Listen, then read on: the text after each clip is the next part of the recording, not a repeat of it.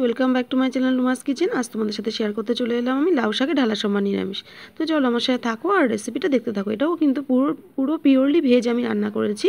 তোমরা যারা ভেজ খেতে ভালোবাসো তারা কিন্তু এভাবে লাউ শাকটা ট্রাই করে দেখতে পারো, খুবই হেলদি রেসিপি এটা। তো দেখো এখানে লাউ শাক আমি ভালো করে ধুয়ে রেখেছি, এর মধ্যে লাউ দিয়ে দিয়েছি আর আলু দিয়ে দিয়েছি, ভালো করে ধুয়ে রেখে দিয়েছি এখানে। এবার কড়াইতে আগের থেকে আমি জল গরম করতে বসিয়েছিলাম আর তার মধ্যে চেরা কাঁচা লঙ্কা আর নুন দিয়ে দিয়েছিলাম। এবার সবজিগুলো সেদ্ধর জন্য ওই জলের মধ্যে আমি দিয়ে দিচ্ছি।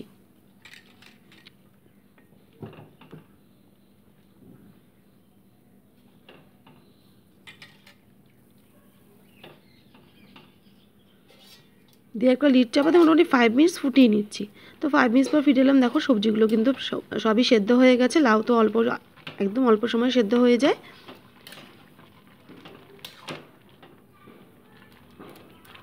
এবার অ্যাড করে দিচ্ছি আমি পরিমাণ মতো নুন হলুদ। অল্প নুন তো আগেই আমি অ্যাড করে দিয়েছিলাম আর সামান্য নুন আমি এর মধ্যে অ্যাড করে দিচ্ছি। দিয়ে হলুদটাকেও সবজির মধ্যে ভালো করে মিশিয়ে নিচ্ছি।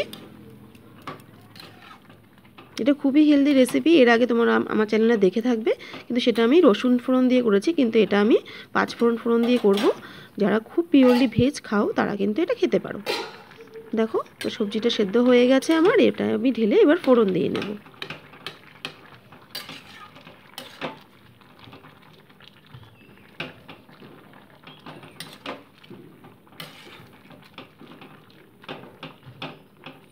সবজিগুলো একটু স্ম্যাশ করে দিলাম। এবার ফোড়নের জন্য কড়াইতে সরষের তেল গরম বসিয়ে প্রথমে কয়েকটা শুকনো লঙ্কা ফোড়নের জন্য দিয়ে দিচ্ছি। শুকনো লঙ্কাটা ভাজা হতেই দিয়ে দিচ্ছি 5 ফোড়ন, দিয়ে মোটামুটি এটাকে 2 মিনিট ভেজে নিচ্ছি।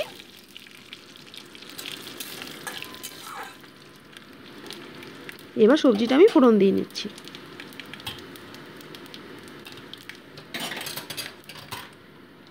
আমি ফোড়ন বলছি, তোমরা হয়তো সোমভাড়া বলো, কিন্তু আমি এটাকে ফোড়নই বলি, তো এই জন্য ফোড়নই আমি দিচ্ছি এটাকে।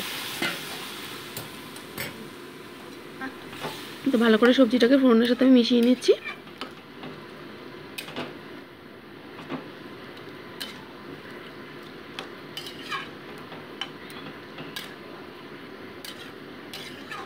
এবার একটা লিড চাপা দিয়ে আমি মোটামুটি এটাকে 2 মিনিট ফুটিয়ে নিচ্ছি।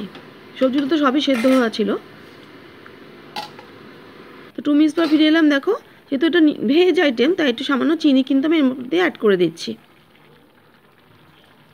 দিয়ে এটাকে আরও 2 মিনিট আমি ফুটিয়ে নিচ্ছি লিড চাপা দিয়ে।